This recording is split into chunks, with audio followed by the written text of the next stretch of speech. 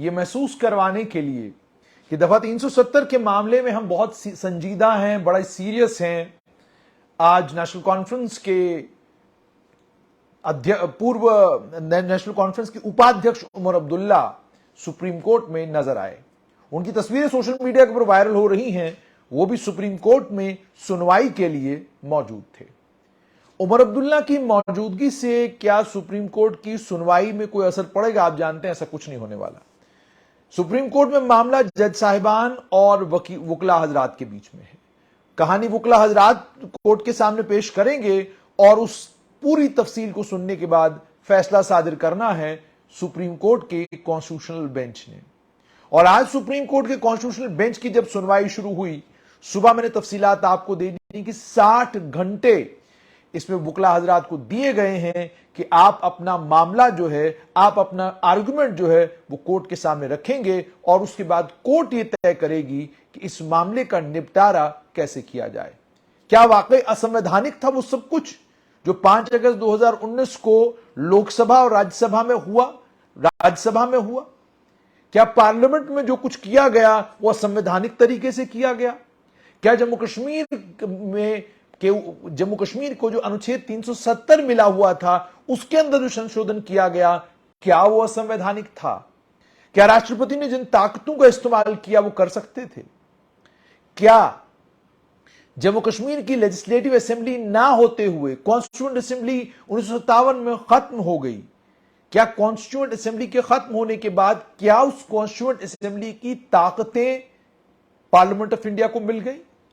जिन ताकतों का इस्तेमाल पार्लियामेंट ऑफ इंडिया ने किया और जम्मू कश्मीर के आर्टिकल 370 को अमेंड किया, ये तमाम वो सवालात हैं जिन सवालों के जवाब तलाशने का काम सुप्रीम कोर्ट ऑफ इंडिया को करना है। उन्होंने फैसला सादिर करना है इस मामले में कि क्या जो जम्मू कश्मीर की अलग अलग पॉलिटिकल पार्टीज कह रही हैं वो यथार्थ है, वो सत्य है, या जो केंद्र सरकार ने अपना केस सुप्रीम कोर्ट के सामने रखा है उस केस में दम है। आज कपिल सिब्बल ने कुछ बातें सुप्रीम कोर्ट के सामने रखी। अब जाहिर सी बात है जो चीजें उन्होंने सुप्रीम कोर्ट के सामने रखी हैं उनका जवाब भी हम इसी तरीके से आपको सुनाएंगे जैसे आज कपिल सिब्बल ने सुप्रीम कोर्ट के सामने ये कहा कि एक अंडरस्टैंडिंग थी भारत सरकार और जम्मू कश्मीर के बीच में कि हमारी कॉन्स्टिट्यूएंट असेंबली होगी। जो कॉन्स्टिट्यूएंट असेंबली आने वाले कल में क्या कुछ होगा, जम्मू कश्मीर का रिश्ता भारत के साथ क्या होगा, इन तमाम चीजों पर सोच विचार करेगी। उन्होंने कहा 370 एब्रोगेट होगा या नहीं होगा, ये फैसला करने का काम जो है ये कॉन्स्टिट्यूएंट असेंबली का था। उन्होंने कहा कि वो इस फैसला कॉन्स्टिट्यूएंट असेंबली का था। सिब्बल आगे कहते हैं इसीलिए 370 को टेम्पररी प्रोविजन कहा गया था, इसकी कोई और वजह नहीं थी। यानी कपिल सिब्बल ये कह रहे हैं कि 370 को संविधान के अंदर टेम्पररी प्रोविजन इसलिए कहा गया क्योंकि जम्मू कश्मीर की कॉन्स्टिट्यूएंट असेंबली को एक ताकत दी गई थी कि वो कॉन्स्टिट्यूएंट असेंबली ये तय करे कि क्या ये अनुच्छेद रहना चाहिए या इस अनुच्छेद को हटा देना चाहिए। ये इस तरह की बात ऐसा लगता है उन्होंने कही है। This whole argument that it was temporary, उन्होंने कहा कि ये पूरी जो दलील दी जा रही है कि ये टेम्पररी है, ऐसा नहीं है। ये टेम्पररी था क्योंकि 1951 से लेकर 1957 तक जब कॉन्स्टिट्यूएंट असेंबली जम्मू कश्मीर का संविधान बना रही थी, इस पूरे पीरियड का उन्होंने तज़किरा किया है और उस तज़किरा करते हुए उन्होंने ये कहा कि ये ताकत सिर्फ उन्हीं के पास थी। सिब्बल ने कहा जो आर्टिकल 238 के प्रोविजंस हैं वो जम्मू कश्मीर पर लागू नहीं होंगे, लागू नहीं हो सकते। जम्मू कश्मीर उस कैटेगरी में फॉल करता ही नहीं था। उसके बाद आगे उन्होंने ये भी कहा इसलिए आपको अनुच्छेद 370 को हटाने के लिए कॉन्स्टिट्यूएंट असेंबली की रिकमेंडेशन जरूरी है। उन्होंने कहा कि संविधान के निर्माताओं ने यही सोचा था 1950 में और इसी सोच पर यह ऑपरेट कर रहा था 6 अगस्त तक। अब अचानक 6 अगस्त को कैसे बदल सकता है, यह कपिल सिब्बल ने कहा। उसके बाद सवाल पूछा chief justice of India D Y Chandrachud ने। उन्होंने कहा यह बताइए कि स्टेट में कॉन्स्टिट्यूएंट असेंबली का टेन्योर कब से कब तक था? तो उन्होंने कहा 1951 से लेकर 1957 तक। उसके बाद डीवाई चंद्रचूड़ ने कहा, तो इसका मतलब यह हो गया जब 7 साल खत्म हो गए तो कॉन्स्टिट्यूएंट असेंबली खत्म हो गई। अब जब कॉन्स्टिट्यूएंट असेंबली खत्म हो गई तो ये जो प्रोविजो है, जिस प्रोविजो में यह कहा गया है कि कॉन्स्टिट्यूएंट असेंबली की रिकमेंडेशन के बाद ही अनुच्छेद 370 के साथ छेड़छाड़ हो सकती है, उसका क्या होता है? तो कपिल सिब्बल ने कहा 1951 से 57 के बीच में यह फैसला कॉन्स्टिट्यूएंट असेंबली को करना था।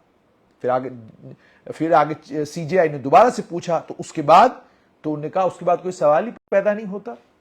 उसके बाद आगे और बढ़े वो, उन्होंने कहा कि जब कॉन्स्टिट्यूएंट असेंबली खत्म होती है तो फिर क्या होगा? क्योंकि किसी भी कॉन्स्टिट्यूएंट असेंबली की उम्र जो है वो लंबी तो नहीं हो सकती, इंडेफिनेट तो नहीं हो सकती। कॉन्स्टिट्यूएंट असेंबली का मतलब हो गया कि आपने संविधान बनाना है। संविधान बनाने के लिए जो असेंबली जम्मू कश्मीर में बनाई गई, उस असेंबली का नाम कॉन्स्टिट्यूएंट असेंबली है। तो इसका मतलब यह हो गया कि उस असेंबली का काम था कॉन्स्टिट्यूशन बनाना। जम्मू कश्मीर का जो संविधान था 1957 में बनकर तैयार हो गया, कॉन्स्टिट्यूएंट असेंबली का टेन्योर खत्म हो गया, और उसके बाद अब जब कॉन्स्टिट्यूएंट असेंबली खत्म हो गई तो डीवाई चंद्रचूड़ ने सही सवाल पूछा कि किसी भी कॉन्स्टिट्यूएंट असेंबली की इंडेफिनिट लाइफ नहीं हो सकती है। सिब्बल ने कहा यही मैं कह रहा हूं, कॉन्स्टिट्यूएंट असेंबली संविधान बनने के बाद हो ही नहीं सकती। जब संविधान बन गया तो संविधान बनने के बाद कॉन्स्टिट्यूएंट असेंबली खत्म हो गई। तो कॉन्स्टिट्यूएंट असेंबली अगर खत्म हो गई तो रिकमेंडेशन कौन देगा? उसके बाद दोबारा से सीजेआई ने पूछा, उन्होंने कहा नहीं, लेकिन क्लॉज 3 जो है वो कहती है recommendation of constituent assembly of the state. ठीक है, the only safe guard is that before president does so recommendation of constituent assembly is required. उन्होंने कहा इससे पहले कि महामहिम राष्ट्रपति कुछ करें, कॉन्स्टिट्यूएंट असेंबली की रिकमेंडेशन जरूरी है। अब सीजेआई ने कपिल सिब्बल से सवाल पूछा कि आप ये बताइए कि जब कॉन्स्टिट्यूएंट असेंबली खत्म हो जाती है, जब constituent assembly when the constituent assembly ceases to exist, तो उस वक्त क्या होगा? यानी वो जो संविधान बनाने वाली असेंबली थी वो जब खत्म हो गई तो उसके बाद क्या होगा? तो कपिल सिब्बल ने कहा यही पॉइंट है, राष्ट्रपति इस तरह की नोटिफिकेशन इशू नहीं कर सकता।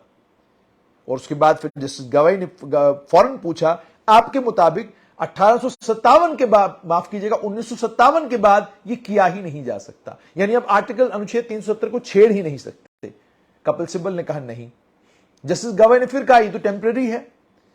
तो सीजेआई ने उसके बाद कहा अगर प्रोविजो सीज ऑपरेट करना खत्म हो गया, क्योंकि कॉन्स्टिट्यूएंट असेंबली की म्याद खत्म हो गई, ठीक है, तो इसका लेकिन सब्सटेंसिव पार्ट जो है, substantive part it still continues. Kapil Sibal ने इस पर जवाब दिया। उन्होंने कहा कि आप आर्टिकल 370 की स्कीम देखें, ये 4 आइटम्स पर थी, डिफेंस, कम्युनिकेशन, एक्सटर्नल अफेयर्स और उसके अलावा एंसिलरी मैटर्स। ठीक है, इन पर राज्य के साथ कंसल्टेशन करना जरूरी था, और बाकी तमाम चीजों के लिए कंकरेंस जरूरी है। आप क्या ये कह सकते हैं कि आप कंकरेंस के बगैर काम करेंगे, ये उन्होंने कहा। और उसके बाद उन्होंने आगे बात कही कि अगर आप आर्टिकल 370 को एब्रोगेट करना चाहते हैं, आपको कॉन्स्टिट्यूएंट असेंबली की रिकमेंडेशन जरूरी है। तो फिर सीजेआई चंद्रचूड़ ने कहा कि तब तक जब तक वो एग्जिस्ट करती है।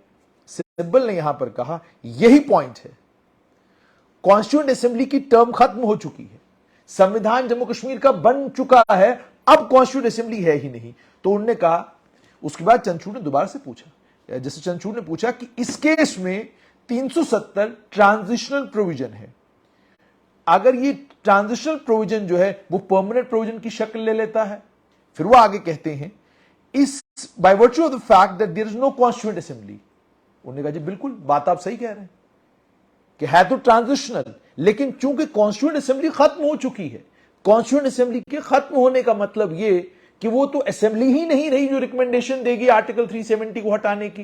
तो अगर कॉन्स्टिट्यूएंट असेंबली नहीं रही रिकमेंडेशन देने वाली, तो फिर क्या होगा? उस पर उन्होंने कहा इसका मतलब यह हो गया कि फिर ये टेम्परेरी नहीं है, फिर ये परमानेंट प्रोविजन बन चुका है। इस पर जस्टिस कौल ने कहा कि आपके मुताबिक 1957 के बाद सब आर्टिकल 3 जो है वो रिडंडेंट हो जाता है। उन्होंने कहा कि बिल्कुल। उन्होंने कहा कि कॉन्स्टिट्यूएंट असेंबली भारत के संविधान को देखकर भी अगर ध्यान में लाया जाए तो रिडंडेंट हो जाती है। तो इस पर सिब्बल ने कहा कि अभी सवाल यह पैदा होता है ये क्लॉज 1950 में क्यों डाला गया, क्योंकि 1950 में उन्होंने ये कहा कि हम एक कॉन्स्टिट्यूएंट असेंबली बनाएंगे, और फिर उन्होंने कहा कि आप डिबेट देख लीजिए, डिबेट्स में ये सारी डिबेट तफसील के साथ बताई गई है।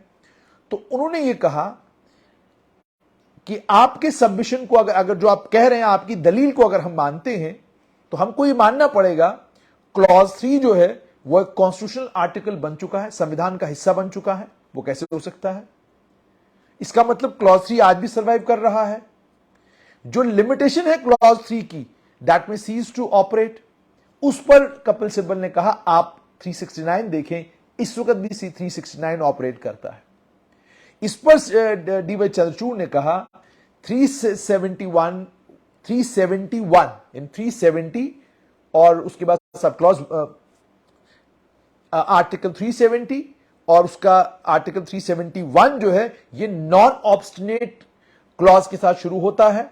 ये पूरे कॉन्स्टिट्यूशन को ओवरराइड करता है, लेकिन क्लॉज 3 के अंदर नॉन ऑब्स्टिनेट क्लॉज है जो ओवरराइड करता है क्लॉज 1 को भी।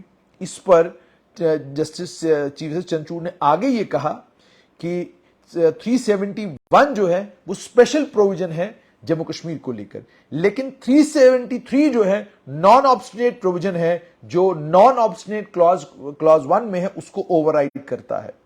उस पर कपिल सिब्बल ने कहा यह सिर्फ उसी वक्त के लिए था, उसके बाद नहीं। तो उसके बाद कपिल सिब्बल ने यह कहा कि क्या जरूरत पड़ी आर्टिकल 370 में कॉन्स्टिट्यूएंट असेंबली को मेंशन करने की, हालांकि उस वक्त थी भी नहीं। उन्होंने कहा होता जम्मू कश्मीर की सरकार तय करेगी। उन्होंने कहा कॉन्स्टिट्यूएंट असेंबली जो डाला गया है 3 में, क्योंकि वो जानते थे कि आने वाले वक्त में क्या कुछ मुमकिन हो सकता है, तो उन्होंने इसीलिए कॉन्स्टिट्यूएंट असेंबली यहां पर डाला। इस पर चंद्रचूड़ ने कहा कि जो एक्सेशन था वो कंप्लीट था। Consistent with that they said that in clause 3 the president would have the right to abrogate 370। उन्होंने कहा कि एक्सेशन जब कंप्लीट हुआ उसके बाद क्लॉज 3 में वो ये भी कहते हैं कि राष्ट्रपति के पास ये ताकत होगी कि वो आर्टिकल 370 को एब्रोगेट कर सकते हैं। इस पर सिब्बल ने आगे से कहा on the recommendation of the constituent assembly, constituent assembly की रिकमेंडेशन पर वो ऐसा कर सकते हैं, उसके बगैर नहीं कर सकते। उन्होंने कहा कि इसकी वजह बिल्कुल सिंपल है कि आर्टिकल 370 में it was mentioned that the constituent assembly has a role to play in abrogation of article 370। Article 370 की एब्रोगेशन में कॉन्स्टिट्यूएंट असेंबली का इंपॉर्टेंट रोल होगा। इसमें उन्होंने उसके बाद कहा कि आप हिस्टोरिकल पर्सपेक्टिव को देखिए। उस पर जस्टिस खन्ना ने कहा कि आर्टिकल 371 को जब हम देखते हैं, ये उस सिचुएशन को डील करता है जब गवर्नमेंट या इलेक्टेड असेंबली एग्जिस्टेंस में नहीं है। तो उन्होंने कहा कि इसमें एक ब्रॉड आउटलाइन है। उसके बाद इस पर थोड़ी एक्सप्लेनेशन कपिल सिब्बल ने दोबारा से दे दी, और फिर दोबारा से आर्टिकल 373 पर उन्होंने ये भी कहा, बार बार रिट्रेट किया कि आर्टिकल 370 को एब्रोगेट नहीं किया जा सकता है। ये बार बार उन्होंने बात कही। आज लंबी चौड़ी बहस चली, और इस लंबी चौड़ी बहस में कपिल सिब्बल ने जम्मू कश्मीर की तरफ से, जम्मू कश्मीर की जो पॉलिटिकल पार्टीज हैं उन पॉलिटिकल पार्टीज की तरफ से आर्ग्यू किया कोर्ट के सामने, और उसके बाद आखिर में जस्टिस चंद्रचूड़ ने यह कहा कि हम आज का दिन खत्म करते हैं, और उन्होंने कहा कि कल दोबारा से हम इस पर इसकी दोबारा से सुनवाई करेंगे। इस पर एक बात इंपॉर्टेंट यहां पर और हुई, जो कपिल सिब्बल ने कहा कि आर्टिकल 370 का जहां तक ताल्लुक है, ये एक सियासी फैसला है। आप एब्रोगेट करना चाहते हैं 370 को करिए, आप भारत के साथ कंप्लीटली उसको विलय कराना चाहते हैं जम्मू कश्मीर का, कहिए, लेकिन ये एक राजनीतिक एक्ट है, ठीक है। तो राजनीतिक काम जो है ये पार्लियामेंट नहीं कर सकता, क्योंकि पार्लियामेंट एक लेजिस्लेटिव बॉडी है, ठीक है, और लेजिस्लेटिव बॉडी को संविधान कंट्रोल करता है। संविधान के बगैर ही लेजिस्लेटिव बॉडी कुछ नहीं कर सकती। जो संविधान कहेगा वही लेजिस्लेटिव बॉडी को करना है। तो कुल मिलाकर आज ये कि आज के दिन की कार्रवाई में कपिल सिब्बल ने तफसीलन आर्टिकल 370 टेम्पररी है या ये परमानेंट है, और आर्टिकल 370 को जो अमेंड किया गया, जो उसके अंदर संशोधन किया गया, क्या वो सही था, गलत था, वो तमाम तफसील आज कपिल सिब्बल ने दी है। आने वाले दिनों में डिबेट बहुत इंटरेस्टिंग होने जा रहा है। इसीलिए जैसे आज कपिल सिब्बल ने क्या कुछ कहा ये मैंने आप तक पहुंचाया, और ताकि आपको पता चले कि सुप्रीम कोर्ट में आर्टिकल 370 को लेकर जो सुनवाई शुरू हुई है उसमें जो बहसो मुबाहिसा हो रहा है तारीखी है, हिस्टोरिक है, और बदकिस्मती हमारी ये है कि चूंकि असेंबली नहीं है, सुप्रीम कोर्ट है, आपको यहां से दिल्ली जाना है, वक्त निकालना है, सुप्रीम कोर्ट में बैठना है, वरना ये वो केस है जिस केस को सुनने के लिए और इसके आर्गुमेंट्स को सुनने के लिए, जज साहिबान के सवालों को सुनने के लिए, और उसके बाद जो वकीला हजरात वहां पर बहस करने जा रहे हैं, इस सारी बहस को सुनना जो है ये तारीख को, इतिहास को, हिस्ट्री को बनते हुए देखना है।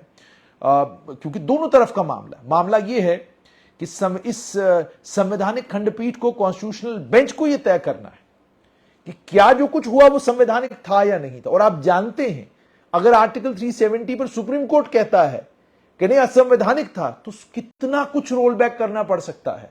और अगर वो कहते हैं कि संवैधानिक तरीके से सब कुछ हुआ है, तो ये कितनी बड़ी कामयाबी भारत सरकार की होगी, और ये कितनी बड़ी कामयाबी केंद्र सरकार की होगी। और आप जानते हैं कि इसीलिए मैंने आपको, और ये सब हिस्ट्री इसमें सब कुछ आ रहा है, यानी इंस्ट्रूमेंट ऑफ एक्सेशन जो है वो पेश किया जा रहा है, वो तमाम डॉक्यूमेंट्स इस वक्त सुप्रीम कोर्ट के सामने पेश किए जा रहे हैं, जिन डॉक्यूमेंट्स की बिना पर जम्मू कश्मीर का विलय भारत के साथ हुआ था। सारी चीजें वहां डिस्कस होने वाली हैं। अभी तो कपिल सिब्बल बोले हैं, अभी सरकारी पक्ष भी बोलेगा, उसके बाद बाकी वकला हजरात बोलेंगे, जफर शाह ने वहां पर इसको आर्ग्यू करना है। तो इन वकला हजरात की जो आर्गुमेंट्स होंगी, इनको सुनना अपने आप में ही तारीख का हिस्सा बनना है।